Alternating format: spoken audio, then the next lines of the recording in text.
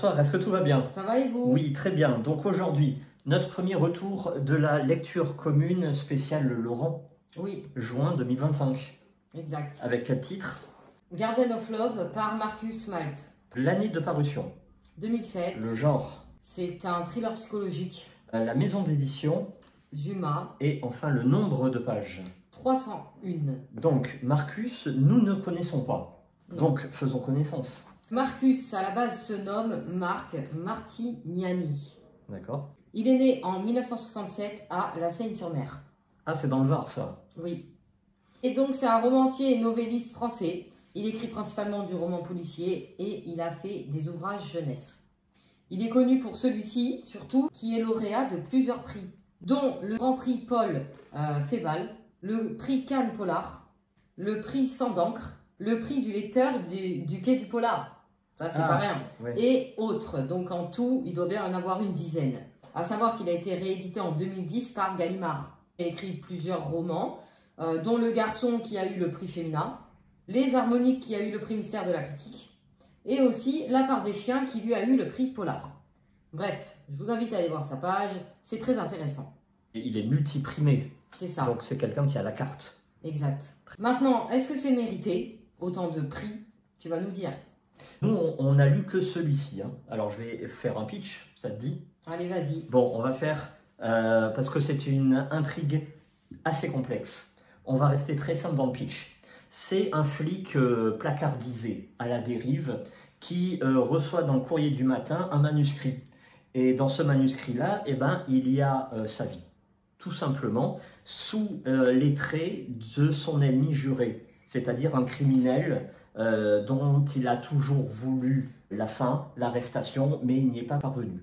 D'accord. C'est intriguant, c'est étrange. Oui. Voilà. Mais ce qu'il faut savoir, c'est que nous avons droit à une construction complexe, une intrigue complexe. C'est-à-dire que, je vais user d'une comparaison, hein, comme ça tout le monde va comprendre, on te donne des pièces d'un puzzle, voilà, mais on ne te donne pas le modèle.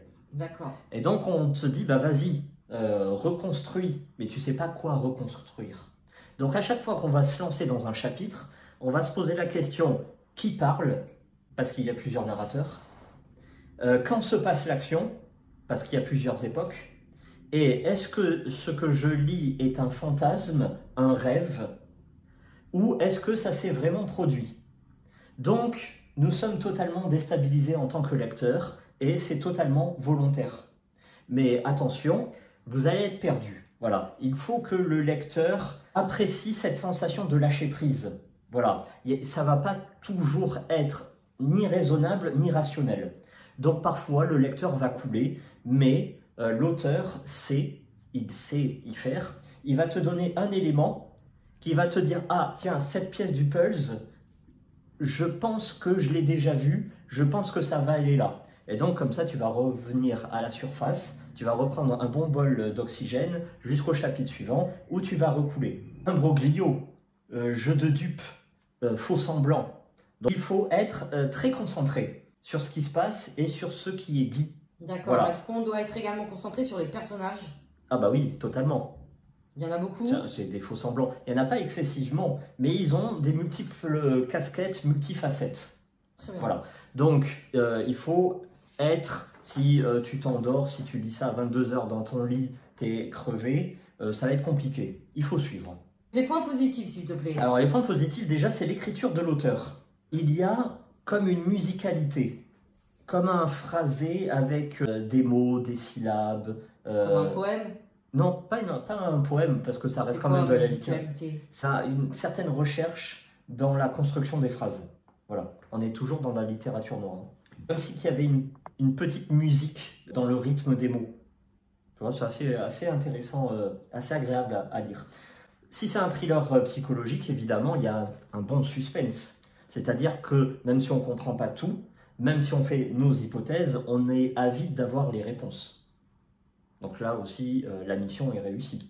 Les points négatifs, s'il te plaît.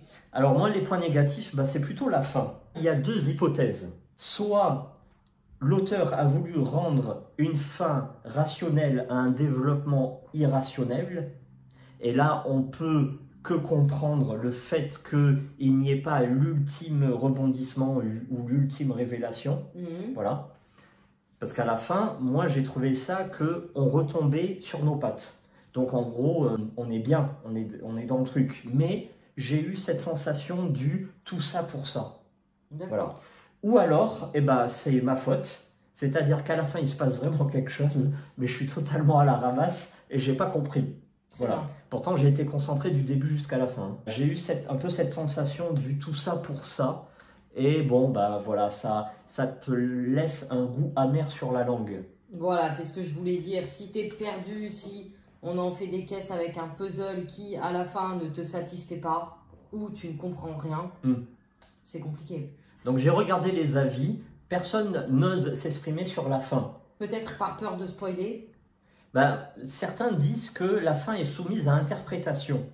Ah. Ou il y a une dualité dans la fin. Bon, moi, j'ai pas compris. Pour moi, la fin, elle est carrée. Ou le thriller psychologique, alors. S'il y a plusieurs interprétations à cette fin-là. Peut-être. Moi, j'ai ma fin. Elle est carrée. Elle n'est pas waouh. C'est pas une apothéose. Mais elle est rationnelle. Mais tu as eu du mal à la comprendre. Non. Ah, pour moi, c'est évident ce qui se passe à la fin. D'accord. Mais bah, j'ai limite envie de dire tout était joué d'avance. Mais pour un bouquin de cette richesse dans le développement, avoir une fin aussi simple que ça et aussi nette, c'est étonnant. C'est un peu bizarre, tu vois. Ou alors c'est ce que j'ai dit, l'auteur voulait que la fin soit carrée, et rationnelle, et compréhensible, et dans ce cas-là, on y est. Ou alors c'est moi qui n'ai pas compris l'interprétation de plus. Est-ce que tu peux lui mettre une petite note, s'il te plaît, et nous dire pour quel public Donc, moi, je lui mettrais la note de 6,5. C'est pas mal, mais il y a mieux. Un beau 6,5. Si vous aimez le thriller, il faut y aller.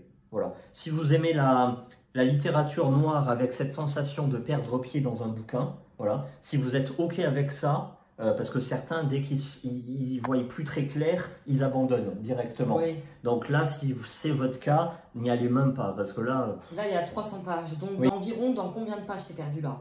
Ah, dès le 2e chapitre, hein. Oui, non, mais je veux dire, pendant combien de temps? Ah, jusqu'à la 300? Ouais, jusqu'à la fin, quoi. Ah oui, d'accord. Ah, ouais. Ah, ça fait beaucoup.